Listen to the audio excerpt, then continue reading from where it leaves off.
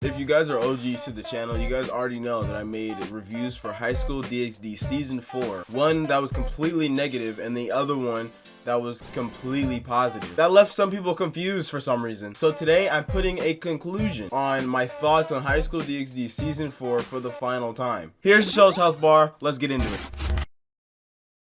So, High School DxD Season 4, the show we were all waiting for. For the passionate fans who've been watching for years and who always wanted another season, we had been waiting for a long-ass time, right? And when it came to us, it came completely different than before. So for the animation switch, I gotta knock off 10%. As soon as the show started, I immediately came up with a whole bunch of negatives. Basically, it was all about the animation that the characters had. They kind of changed the personality of Reyes a little bit.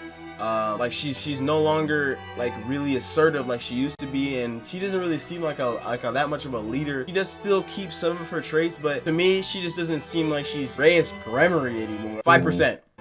We can bump off like 2% because they got way too giddy with that fucking boob slider, my nigga. That shit does not look proportionate. Personally, for me, I didn't really like the retcon that they did.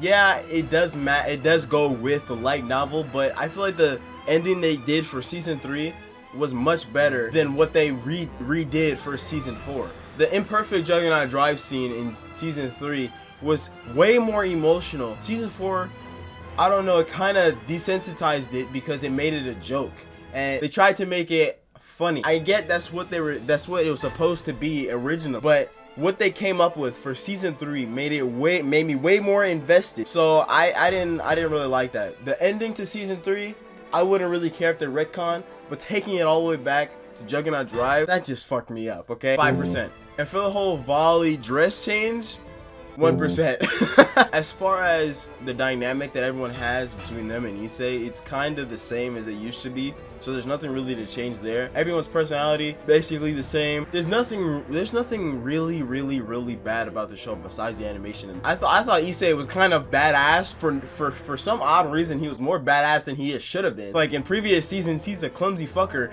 and only does fucking dragon shot.